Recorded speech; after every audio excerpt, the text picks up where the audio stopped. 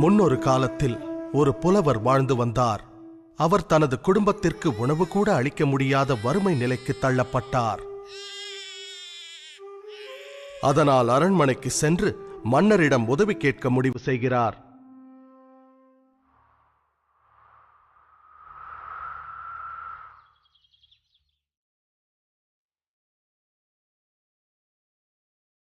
மன்னரை கண்டதும் புலவர் தனது பாடல்களை பாட ஆரம்பிக்கின்றார். ஆஹா, அருமை அருமை!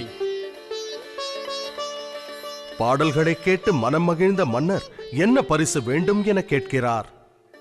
சீராக அடுக்கப்பட்ட அழகான சதுரங்க பலகையை காண்பித்த புலவர், மாமன்னா, சதுரங்க பலகையின் முதல் கட்டத்தில் ஒரே ஒரு நெல்மணியை வைத்த பின் ஒவ்வொரு கட்டத்திற்கும் அதனை இரட்டிப்பாக்கினால் அதை தக்க பரிசாக ஏற்றுக்கொள்வேன்.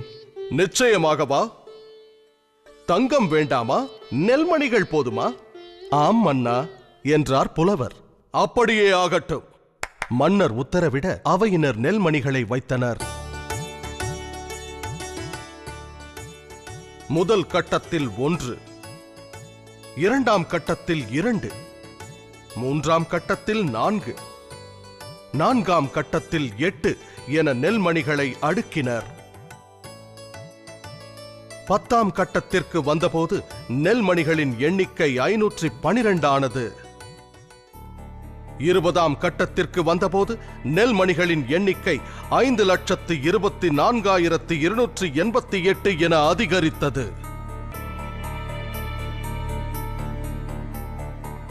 பாதி தூரம், அதாவது 32வது கட்டத்தை அடைந்த போது நெல்மணிகளின் எண்ணிக்கை 214,74,83,648 பெருகியது.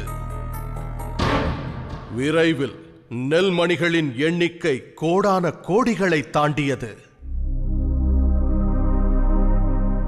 இதன் காரணமாக மன்னன் தன் ராஜ்யம் முழுவதையும் அந்த புத்திசாலி புலவரிடம் ஒப்படைக்கும் நிலை ஏற்பட்டது. இவை அனைத்திற்கும் துவக்கம் ஒரே ஒரு நெல்மணி. கதையின் நீதி: கூட்டுப் பலனின் பெருக்கும் சக்தியை எப்போதும் குறைவாக எடை போட வேண்டாம்.